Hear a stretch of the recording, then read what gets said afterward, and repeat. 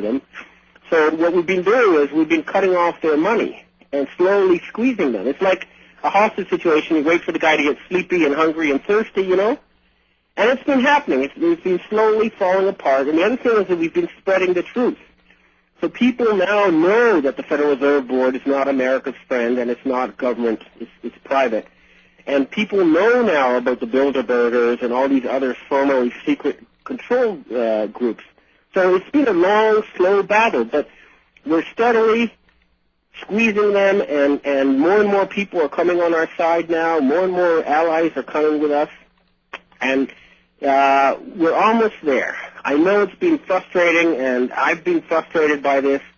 And the other problem is that you cut across national boundaries. I mean, they go to China and say, hey, you know, we'll put you in charge of the world. We'll make you the emperor of the world. You know, come work with us. And some people said, hey, that's a good idea. It was very confusing. In other words, it's like a huge super tanker, that there's a change at the captain's room, but it takes a long time to turn the ship around. And this is the thing that we've been dealing with. But there are obvious signs now. The world is not as it was. You know this. You could see it in the news. When you see Obama going to China and asking for a G2, you know that something has changed at a very fundamental level, or he wouldn't be bowing like that, you know, in front of the Chinese. So it has happened, and it's taken process. But the Chinese also realize that time is on their side. Well, when they opened the door, a question about China and its gold policies, it was, I guess, 3, maybe 4 years ago now, when they advised all Chinese that it was now legal for them to own gold, and it encouraged the Chinese people to buy as much gold and hold it as they could. This is a very interesting tactic. I'm wondering what your take on that is. You notice that the part of the financial war that you can see in the U.S. is that everybody who's been on our side has been going and buying gold and silver futures and asking for physical delivery, which is why they're now going to try to ban the sale of gold and silver in the United States, because they realize they don't have the gold and silver. It's not there anymore. Yeah.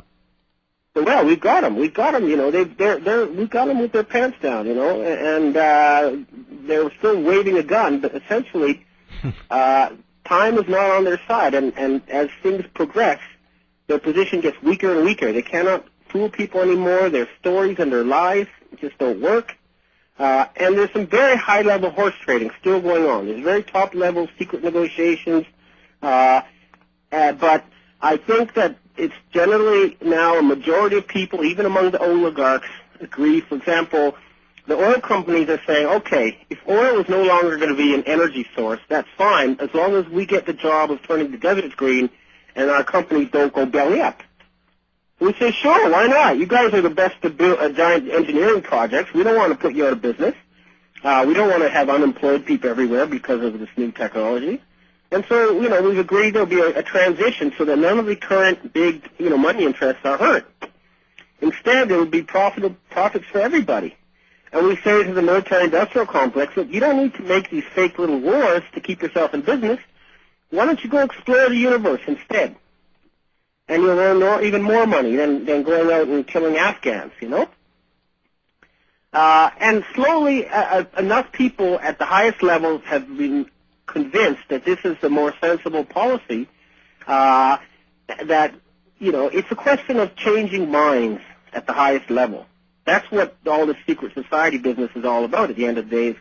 It starts off with people who think different from the people who actually run the planet or run the country or run the empire. And they think different, but they realize that the people now in power will murder and bribe and do everything else they can to keep in power, so they have to keep it secret until they're ready to actually say, okay, we want the power now, or we want to change the direction the country's going in or the world's going in. And this has been a process of changing powerful minds. The people in general already know this. Like, you know, you go to the street and ask your average person, would you rather have peace and war? They'll say peace. Would you rather end poverty? They say yes, you know. And the problem has been with this high-level elite where you know, and we've been changing their minds, and it's happening. It's going to happen. Well, what signs can we look for? There's no reason why anybody has to lose as a result of this process. Ben, what signs can we look for to validate this change of mind at the higher levels? What things are you expecting to see? Well, you'll see, you're seeing the drawdown in Afghanistan. You see that Germany and the United States are not actually involved in this Libyan war. But the real thing, you saw the arrest of the head of the IMF. They hung him out to dry, all right. Oh. Yeah, they hung him out to dry. George Kennedy. What? Say they hung him out to dry. Yeah, well, he was the guy behind this SDR, the new global currency. He wanted the IMF to be in charge, and right. So he was entrapped by a CIA maid. That's my understanding of it. And so in the next G8 meeting, they suddenly weren't discussing this new currency anymore. It vanished real quick. He was ahead of a competing version of a new financial system supported by the French, and basically everyone said, no, we don't like the French idea, and they put him in jail. That's my understanding of what happened there. Well, he obviously was sacrificed for one reason or another, but you're right, that new and the other side, like I say, the G8, or the Bilderberg meeting this time, the press was able to get in, and they had to hightail it out of there before their scheduled meeting ended. They fled with their tails between their legs. That didn't happen before. Before they had helicopters and men with guns. Well, this time they had to run away from the police. They won't be meeting in San Moritz anymore. Yeah, interesting for sure. Okay, Ben, thanks very much. You'll see a lot of change in the fall. It'll be undeniable and absolute. I hope you're right, my friend. Thank you. I do too. It's not over till it's over, though. Indeed. Good night, Ben. All right, and thank you for being here. The ever-optimistic Ben Fulford. We can only hope that he's right. All right, that's it for this evening. Thanks for being here, and we'll be back tomorrow night with BB Kid and Jim.